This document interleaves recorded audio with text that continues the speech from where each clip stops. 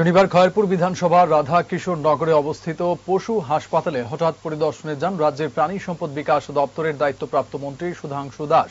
তার সঙ্গে ছিলেন খয়েরপুর বিধানসভা কেন্দ্রের বিধায়ক রতন চক্রবর্তী। তারা হাসপাতালের বিভিন্ন পরিষেবা ঘুরে দেখেন এবং খতিয়ে দেখেন পশুদের জন্য নির্ধারিত চিকিৎসা সঠিকভাবে প্রদান করা হচ্ছে কিনা। উপস্থিত মন্ত্রী ও বিধায়ক হাসপাতালের কর্মীদের সঙ্গে কথা বলেন এবং পরিষেবার মান আরও উন্নত করার বিষয়ে প্রয়োজনীয় দিক নির্দেশনা দেন। বিভিন্ন পশুর চিকিৎসা ও স্বাস্থ্য সংক্রান্ত ব্যবস্থাপনাও তারা খতিয়ে দেখেন।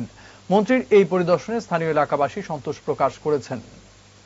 আমাদের মূল উদ্দেশ্য হচ্ছে যাতে এই হসপিটালে যারাই আসছেন পেশেন্ট তারা যাতে 100% সাপোর্ট পায়, সুবিধা পায়, এগুলি যাতে এনশিওর করে আমাদের ডিপার্টমেন্ট বা আমাদের যারা ডক্টর আছেন এখানে অ্যাপয়েন্টেড।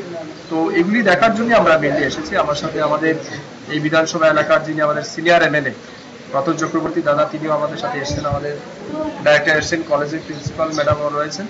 তো আমাদের ভিজিটের মূল উদ্দেশ্য যাতে এই হসপিটালকে ব্যবহার করে অত্র এলাকার যারা প্রাণী পালক আছেন তাদেরকে যাতে সব রকমের সুবিধা এবং চিকিৎসা পরিষেবা আমরা সময়ের মধ্যে দিতে পারি, তার জন্য আমরা এসেছি এবং এগুলি দেখে গেলাম কোথাও যদি কোনো ঘাটতি আছে কিনা না। এগুলি আমরা অনেক কিছু আমাদের নজরে এসছে।